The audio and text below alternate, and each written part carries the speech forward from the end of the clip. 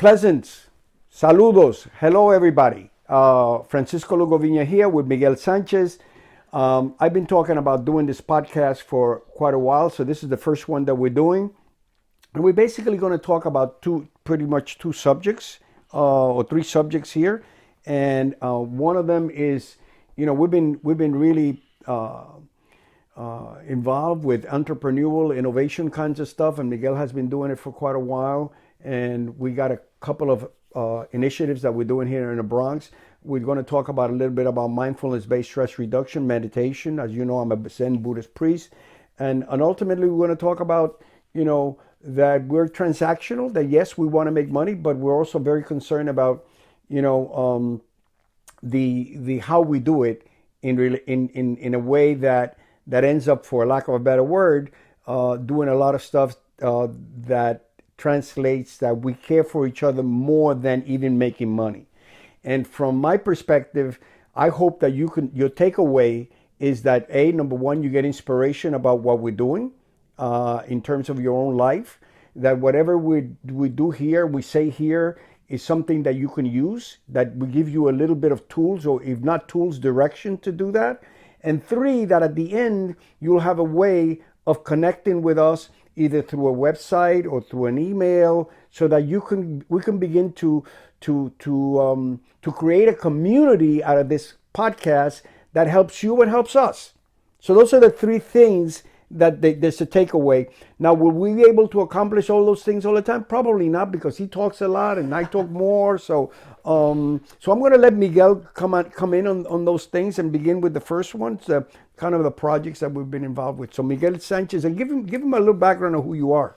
Okay, so my name is Miguel Sanchez. I'm a creative technologist, I like to call myself. I'm from the Bronx, like Paco, Puerto Rican. My story is I got a stolen computer when I was 10 years old, and it changed my life. I became a technologist. I became an innovator. And now, many years later, I run into Paco, and Paco has been the OG innovator in the Bronx. And now we're working together, and I'm learning so many things from him, including meditation and mindfulness.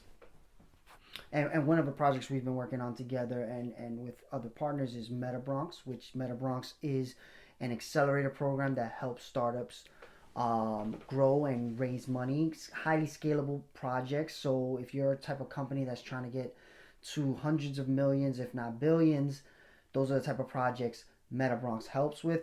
And then we also are partners in Mass Ideation, which is a company that helps companies grow the same way, but it helps them through strategy, connections, and technology.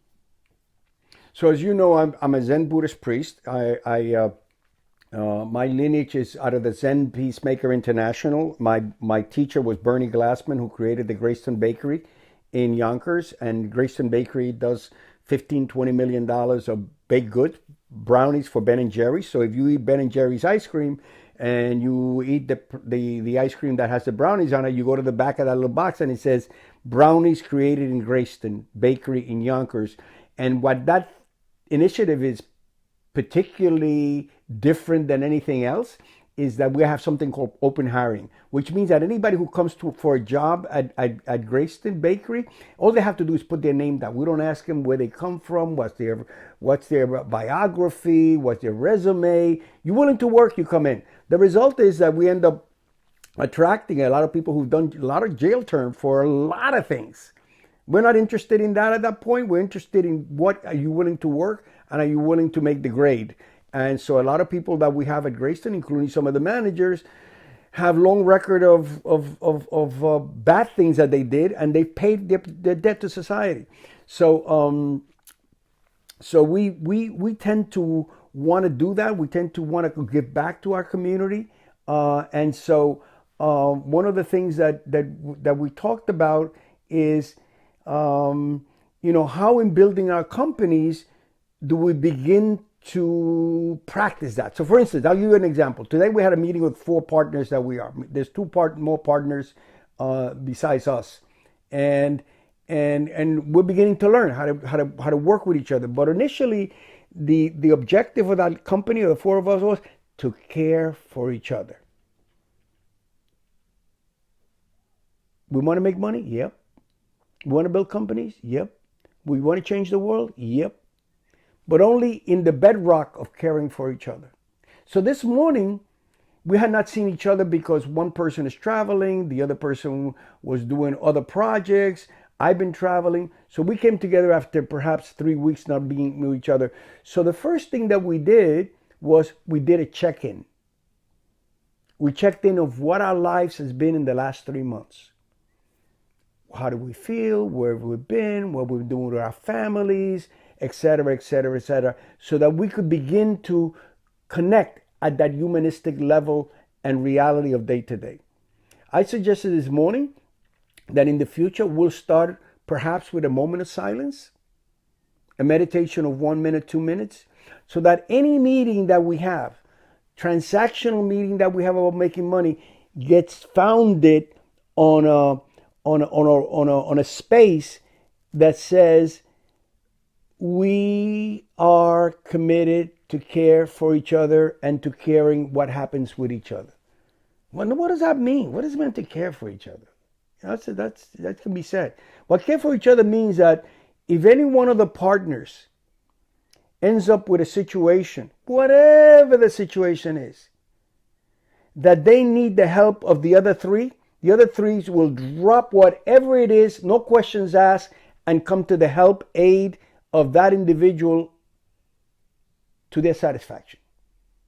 So I get a call from one of them and says, Paco, I need you right now. I said, where are you? I'm in London. I really need you. I said, I'll be in the next flight out to London. That's a little stretch a little bit, but that has happened to me with another group that I was with where they lived in Ohio, they needed help, and Los Angeles came in. I came in from New York and somebody came in from Florida. That's the level of commitment. I mean, it's a serious commitment.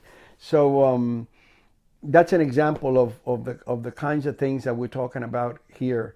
And so I'm using the foundational pieces of Buddhism, of Zen, to manifest it in a practical way in business. Yeah, one of the first times I met Paco, he said a term that I use all the time now. He said, it's okay to do good and do well, right? So that always stuck with me because growing up in business, you're kind of taught, money over everything, right? The customer's always right, but as a business person, you always are trying to make money, right?